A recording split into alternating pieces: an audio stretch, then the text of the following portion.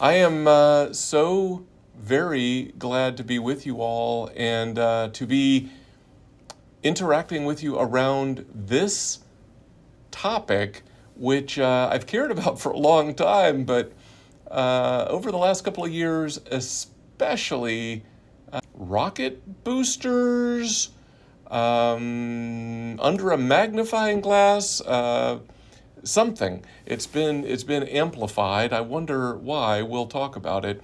But I am so excited to have the opportunity to share with you some ideas that I've been curating and cultivating and simmering.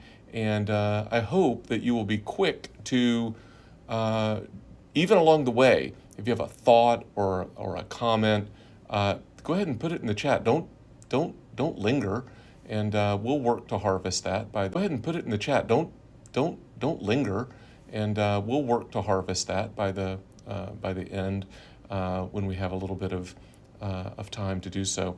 I will share a direct link to these slides with you in just a moment, and I will release them to you under a creative spindle, mutilate, do with them as you wish, with the exception that along the way there are some slides that are noted to be the property of others that I am using with the permission of those others. So, you can't just take those and make a paper airplane out of them. All right. So let's give you the slide URL. You can snap a photo of this slide if you want to with a smartphone. And this is a good time for me to tell you that there's lots of little short URLs and QR codes and so lots of resources sprinkled around throughout the presentation. These slides are available at dub.sh/Thompson_Herzing 2025. All lowercase, no spaces, dub.sh/Thompson_Herzing 2025. We good? You with me? We're all right? Unless I hear differently, we're going to keep on keeping on.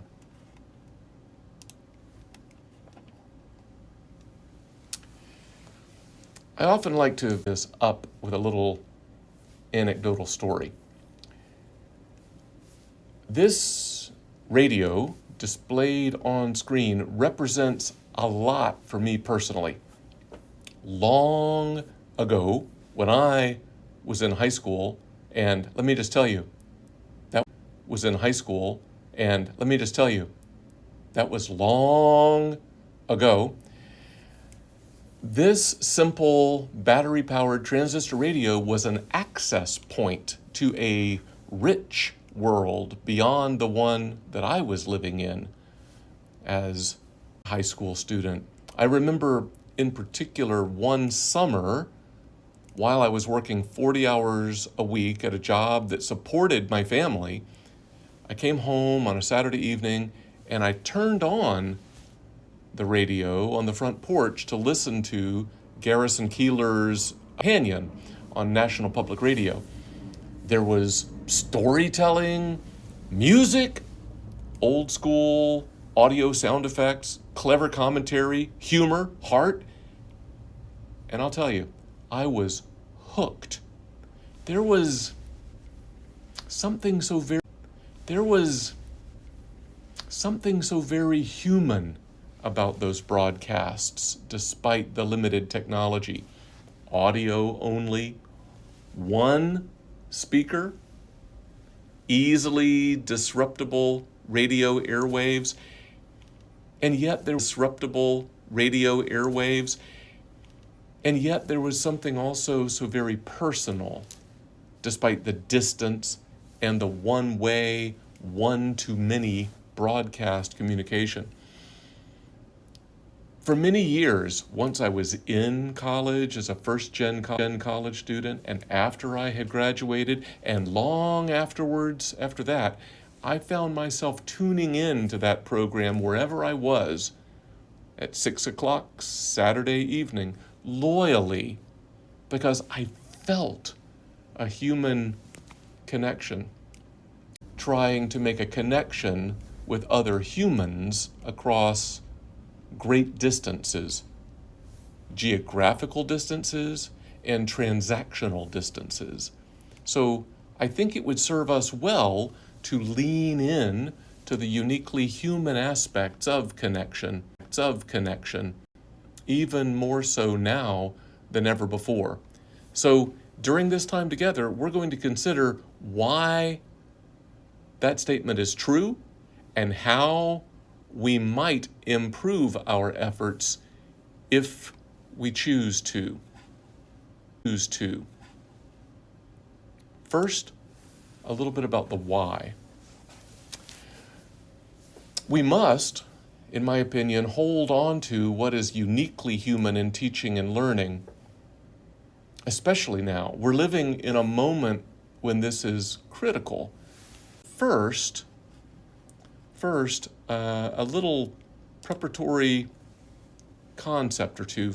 One is this operational definition of human moments from Harvard-trained psychiatrist Ned Hallowell in his book of the same name, Human Moments. Hallowell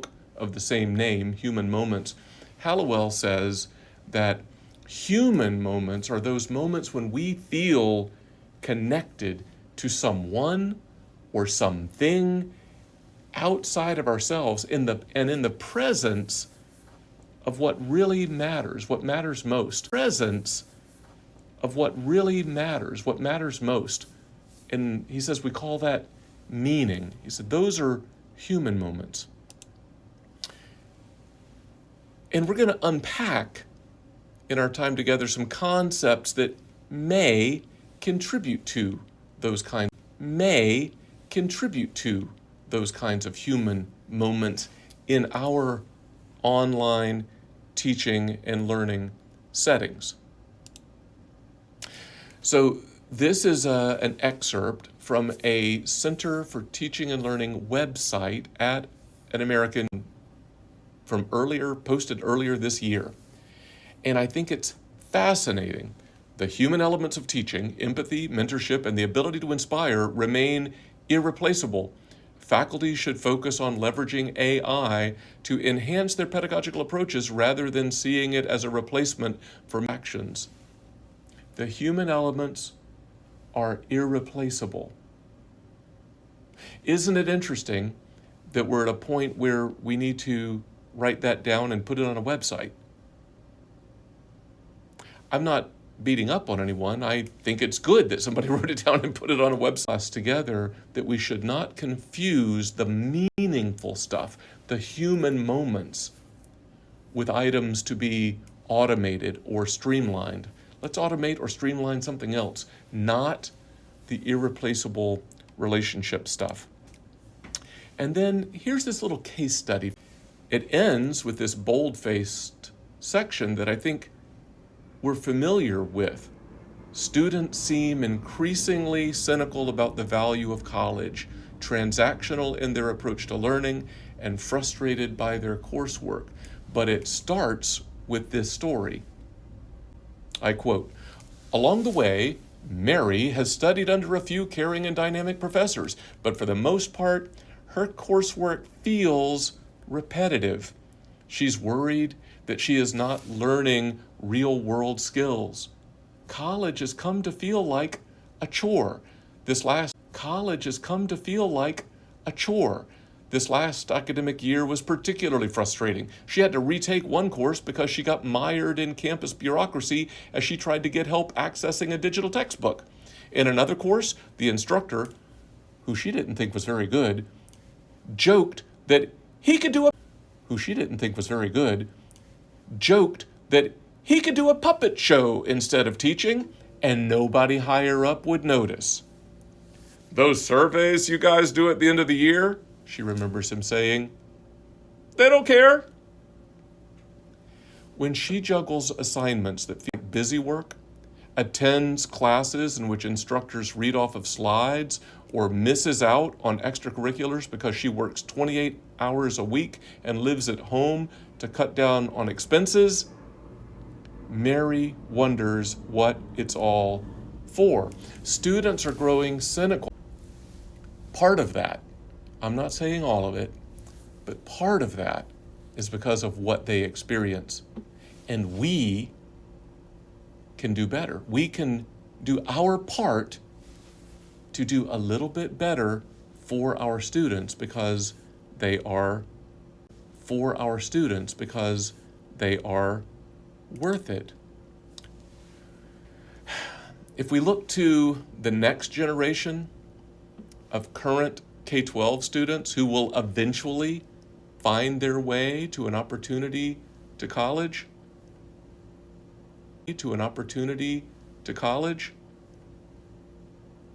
there's more disengagement coming, according to data shared in this Ask You EAB webinar presentation, which you all can freely access online from earlier this summer. You'll note this sharp increase in what is referred to as chronic absenteeism, a particular kind of disengagement, and an indication that more disengagement is coming. And that's 28.5% of students. If that wasn't enough, we've mentioned AI already. Some of our leading voices are calling for a more nuanced artificial intelligence, especially generative artificial intelligence, in our teaching and learning contexts. What some scholars of artificial intelligence and cybernetics, even going way back, refer to as intelligence augmentation. And I love this quote from Harvard School of Education, Dr. Chris Deedy. It's a Star Trek reference. You all have heard of Star Trek, right? I hope so. Star Trek: The Next Generation, there's one of my favorite episodes, exists in metaphor, and Jalad at Tanagra is a reference to a cultural artifact. So we might sum up this slide as Data and Picard on the Enterprise. So Chris Deedy says that Data and Captain Picard have a relationship at this intelligence augmentation where Data is good at some kinds of things, some kinds of thinking, calculative prediction, reckoning, and so forth. Picard is good at practical wisdom and judgment, but the two together can accomplish things that neither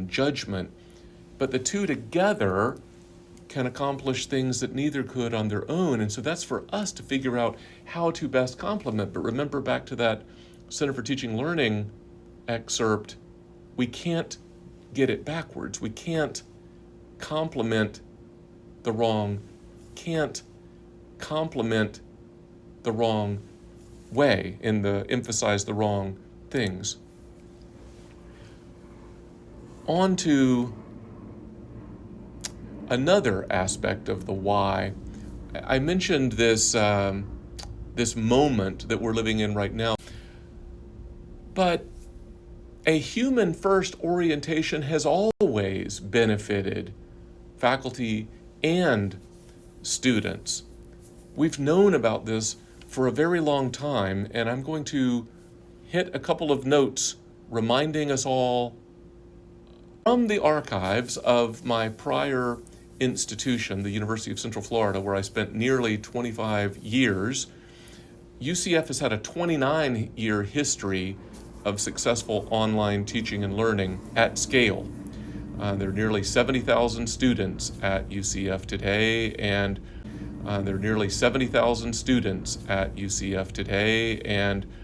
overwhelmingly they take at least some of their coursework online, with a large chunk exclusively online. And I could have drawn these next three data slides from almost any multi-year slice of that 29-year history. But those first two slides have to do with faculty who teach online and their perceptions of interaction with students. The first one here, and I should say that it's kind of a complicated slide, if you look at the horizontal line, above the horizontal line is good. Below the horizontal line, not so good. So faculty respondents, and again, was a consistent. So faculty respondents, and again, was a consistent finding during my time at UCF.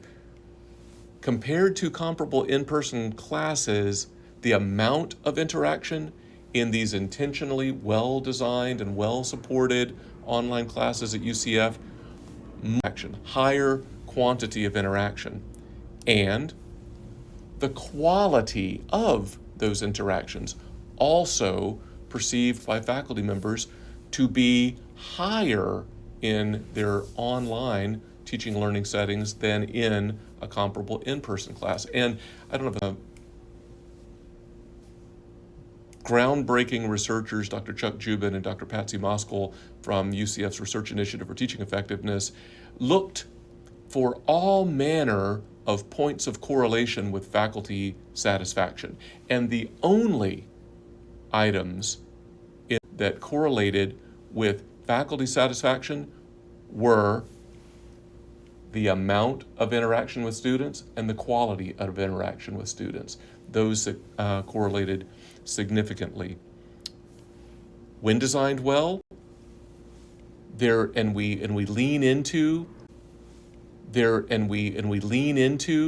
the human element in course design and teaching, you get more interaction and better interaction. And last thing from the archives at UCF, while some published studies reported over the last 30 years have promoted that there are double-digit withdrawal rates in online class sections, and they're not nearly as much retention in online classes. That has never been the case at UCF. And again, we could take any multi-year slice and it would look like this. The fully online class sections and the in-person and the blended are all about the same, and they're single digits in the withdrawal rates. And I'm going to assert that that's because of the very intentional, well-supported context in which online learning happens. Moving forward, belongingness is often promoted as a key to student retention. And this is the case online as well. A free module underscoring this point is available from the British Open University online, along with a number of supporting scholarly resources.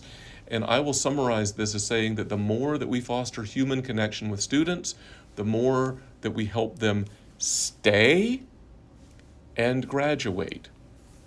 That's worthwhile. And graduate. That's worthwhile.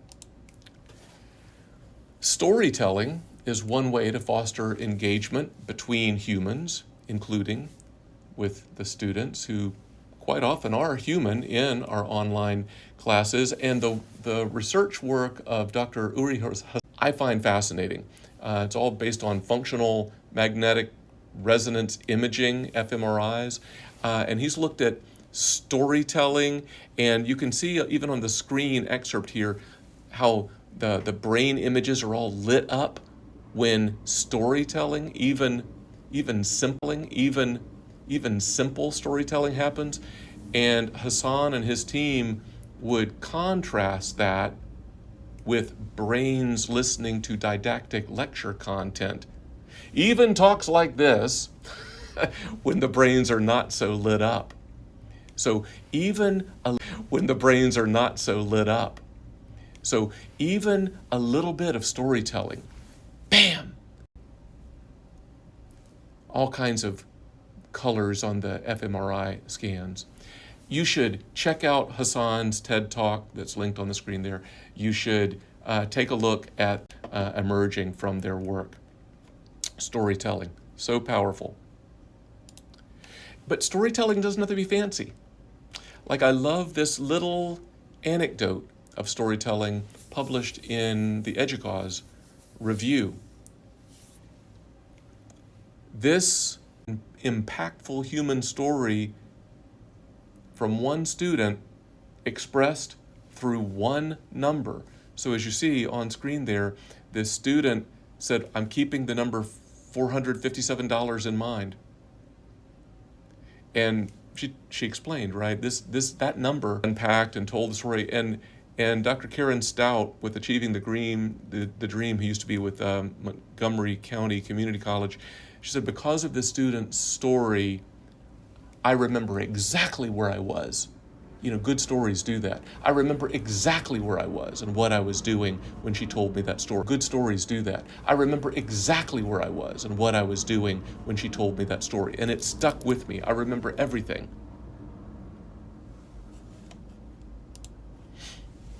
I would say that, in my experience, in our academic work, we're trained early. Maybe it comes down to how we're trained as writers. Maybe it comes down to how we're trained when we are doing research, data analysis. We're learned to be critical. We learn to be critical thinkers. And evidence driven. But somehow, human emotions are often set aside in our academic work.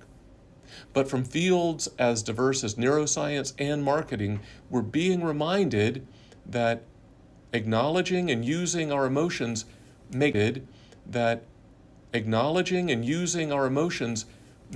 memories stick and makes experiences meaningful. All right, on to a consideration more of the how, with that little brief synopsis of the why behind us. I'm going to assert that we have to practice our own humanity. We have to practice our own emotionality. We have to practice our own emotional depth, and we have to practice storytelling and connection. I think we're sort of atrophying in these areas, and we need to actively practice and our capacity to connect with other humans. So we're going to split this into two parts. First, we're going to talk a little bit about process over product in our practicing. Why process over product? I think we're in an era when product is getting easier and easier and easier. We can generate product. We used to have create at the top of Bloom's taxonomy of cognitive instructional objectives. It's almost like, as some people have noted, it's not original to me, it's almost like that triangle is upside down now. Creation is dime a dozen. You can generate things pretty readily, but it's the other. It's a matter of the formative over the summative, the journey over the destination, the practicing over the performance. So we need to practice our own personal sense of the truly, uniquely human, I think. And I will say that some things have to be experienced in order to be understood. That has been my takeaway from living as long as I have. And here's a fair warning. We're entering a little segment here where we might be bordering on the metaphorical and maybe even the metaphysical for just a moment. You're going to be okay. If you start breaking out in hives, you'll get over it. It'll be okay. Stick with me, take some Benadryl. It'll be all right. You'll get over it. It'll be okay. Stick with me, take some Benadryl. It'll be all right. In this arena that we're entering, doing might be more important than just hearing about. That's the realm of human experience. And I love this quote from a passive mentor. He says, "We lead from our strengths, but we connect at our points of vulnerability." And while we're well practiced at teaching from our expertise, the human connections that are likely to ignite a spark of relevance among students that might care to engage might just be when we share appropriately a little bit of our own humanity. When just for a moment we show that we're frail humans too. Frail humans too. I want to offer just a few resources that you could consider taking and making use of. I have a few on screen, and then linked at the bottom of the screen is and resources. I'm going to say that over the last couple of years, I've really been leaning into this, and there's something powerful about contemplative time in nature. There's something powerful about digging into the humanities, such as the arts, fine arts and performing arts. All of that, I have been finding over the last couple of years, helps me reconnect with and get in touch with the truly uniquely human as I'm contemplating how to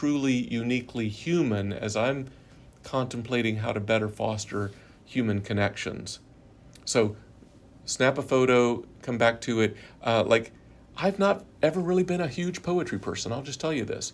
And the On Being podcast with Krista Tippett, the number of poets that she's had on has really given me quite a bit to think about in terms of the human experience at this time of great AI technologization, if that's a word. So I said process over product in the practice of our own humanity, but also process over product in our practice of online. Similar to the others, here are a few resources on screen. You could snap a photo, check them out later. The same public Google Doc is linked on this slide too. You'll find the earlier list first, and just keep on scrolling down, and you'll find the earlier list first, and just keep on scrolling down, and you'll find an expanded list that goes into this section as well. But these are things like little actions that we can take to signal to students that we care, that we're paying attention, like a sample weekly feedback form that's truly anonymous, and that you pay attention to those and communicate little changes that you might be making or that you even heard from. It's related to like the old muddiest point in-person classrooms. Storytelling, that might be a daunting prospect, but this 9-minute TED Talk from marine biologist turned filmmaker Randy Olson gives you practical guidance at upping your storytelling game and so forth. Assignment design, and this essay which unpacks little ways of operationalizing kindness and community in online classes through syllabi and other things. These are not rocket science. If you gave yourself a little time, you'd come up with ideas of your own. But these will get you started, but don't be overwhelmed with it. Just find something that you want to start with.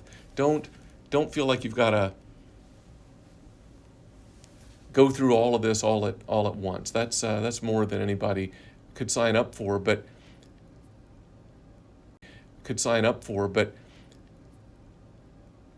I want to say that both of these lists, this is where we're going to get a little too touchy-feely for some of you. I'm almost sorry. Not quite, but almost. Help us and invite us to soften our hearts a little bit.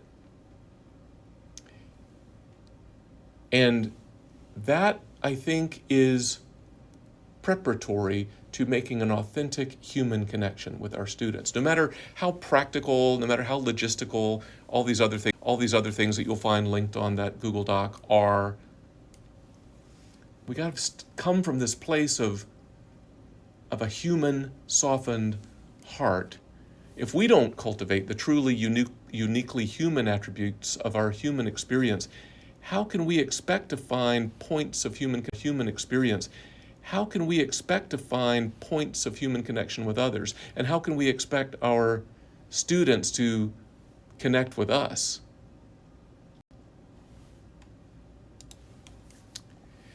For me, over the last few years as I've been mulling over human connection at this time in our history, again and again, I come back to this word, empathy. I think empathy is a key to our humanizing and to our attempts at fostering more human and humane connections. And I'll tell you about a little interaction I had almost a year ago. I was at a big professional conference, and there was a keynote speaking about strategies, and there was an opportunity to ask questions, and my question was too long and didn't get chosen from the little online submission form. And I'm like, well, okay. And then I ran into the keynote speaker in the exhibit hall, and I'm like, this never happens. And I said, all that was great, thank you. But anymore, all of those things, however engaging they are, they could easily be ginned up by generative AI. If students don't want to give the appearance of engagement, you're not going to stop them, I don't think. And she nodded. And I said, so my question is, where is that spark? What is it that could students to care, to maybe trust a little bit that what I'm offering or you're offering as an instructor has relevance and has value, so that they actually engage and do something? And she didn't blink. She didn't pause. She just nodded. She understood. She said, vulnerability. She just nodded. She understood. She said, vulnerability. And then she went on to say, it's letting down our guard, being seen as human, because that step is a prerequisite to actual empathy. A prerequisite to actual empathy. Appropriate self-disclosure, just, hey, I've been there. I was a college student once. I worked and went to school. I took all online classes.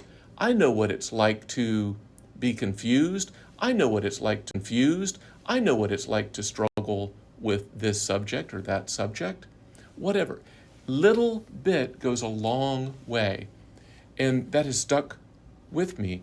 And especially noting that those of us in power and instructors of record and with students, those in power showing vulnerability invites empathy from our students. And then there's an opportunity to reciprocate. We can empathize with them.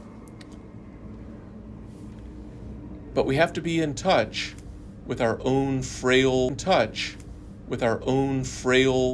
feeling humanness, and we have to recognize it and respect it when we see it in the lives of other humans, even our students. So what could all this look like eventually? If we start where we are simply now, today, eventually, what could this look like?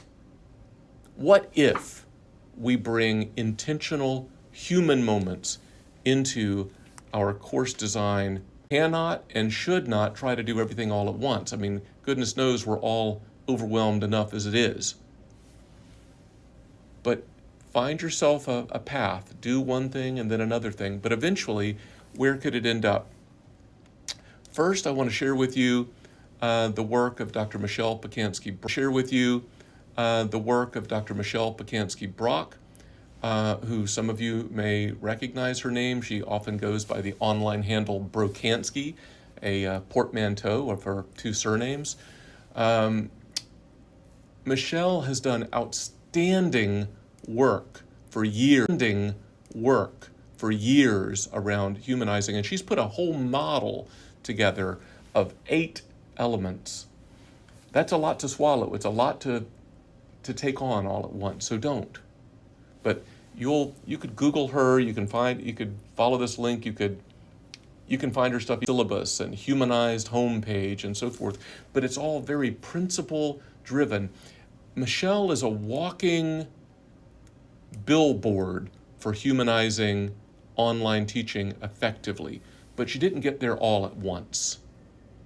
One step at a time, building trust, having a human presence. Another, what could this look like, is built upon the recognition that students in our online classes, a lot of them are not well. I saw a statistic just today that only about a third of our higher ed enrolled students are experiencing positive mental health. This study that I share on screen here indicates several little factoids that kind of line up with that. More than half, they don't prioritize work-life balance. Almost 3/4 report little to no access to mentors or development, can't deal with grief or stress. And so these scholars in this article put forth, drawing on other practices, they put forth a model for integrating principles of wellness and well-being into our online course design and teaching. The emotional and mental strain is showing, and if we take human connection seriously, we ought to start thinking about what it looks like to holistically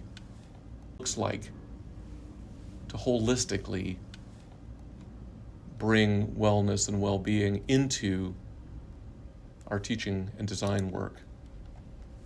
So I just want to ask all of us, what if we just communicated in words and actions early in the term and often throughout the term? What if we communicated to students that we care, in there, want to hear from them what's working and what's not? And maybe most importantly, what if we were to communicate in ways that students could hear that we're on their side and that we're rooting for them? What? And you might be thinking, yeah, right. And if you are, who could blame you? There's a lot going on in higher ed and in the world at large. And to that, I'm just going to say that I invite you to check out the work of Stanford researcher Jamil Zaki, who has been studying empathy and cynicism for 20 years. I've learned from paying attention to his work that cynicism is a kind of a closedness, a closed-offness. But what if you allowed in just one spark of an idea from this talk on human connection? What if you considered possibly, you could make a difference by connecting with students? I'm not talking about naive optimism. Critical thinking, skepticism, but hopeful skepticism, maybe, could be possible. Hopeful skepticism, maybe, could be possible. Let's try it. Let's test it out. Let's see when it works. Let's see to what degree it works. But let's not just have the door closed and locked to the concept.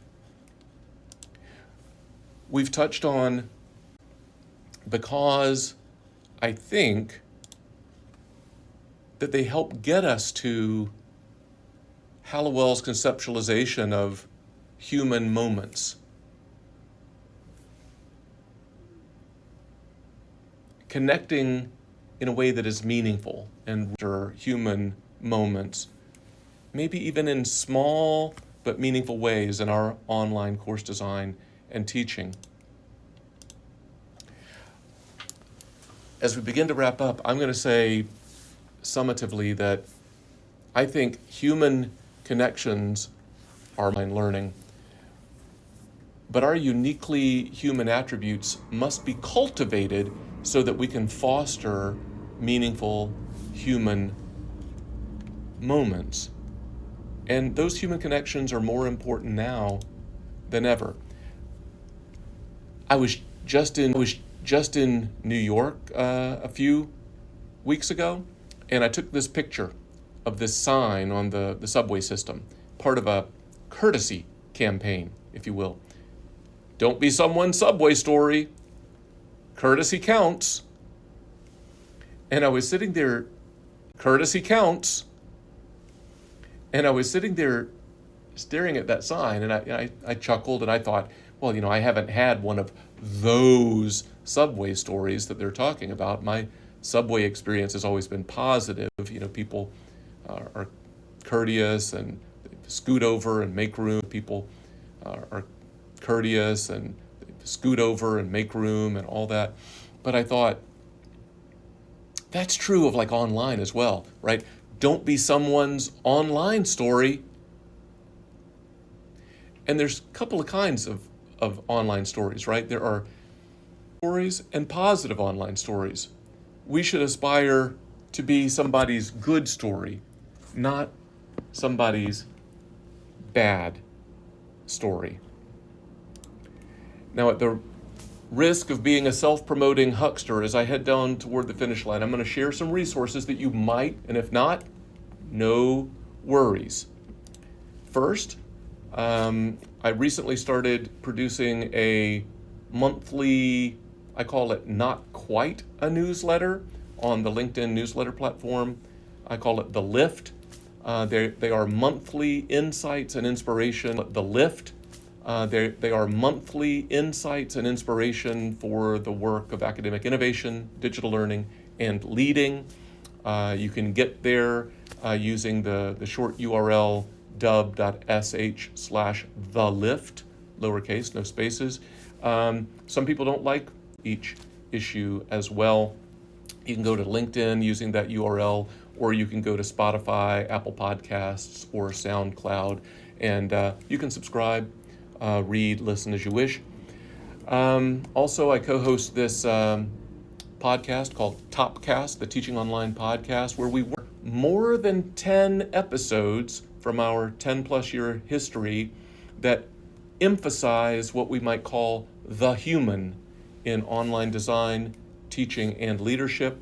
And you can get to that subset of episodes by going to dub.sh/topcast_human, or you can just subscribe and listen. But you might appreciate that list of 10 episodes. And finally, if you're looking for input to up your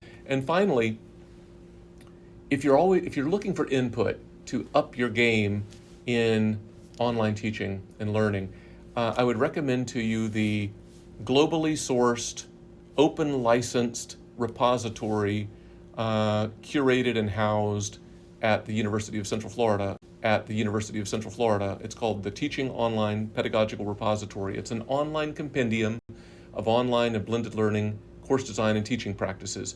Topper, we call it, Teaching Online Pedagogic Repository, topper.online.ucf.edu. Finally, if you could just pick one thing from our time together today, just one thing, take a moment, just a moment, and say, what do I want to do with this one thing, whether that's a practice or a resource or an idea. I want to think about it. I want to apply it. I want to read it. I want to watch it, whatever it is. What could you do within the next 30 days, the next month? Something simple. Set yourself a little target. If you're really bold, tell somebody that you're going to do it. Then what? Another 30 days. Do you want to keep building on that? Do you want to go back and find something else to add? And then similarly, in 90 days. It's amazing what we can accomplish in the long term if we stick with it. We tend to bite off more than we can chew in the short term. We overestimate our or email, my LinkedIn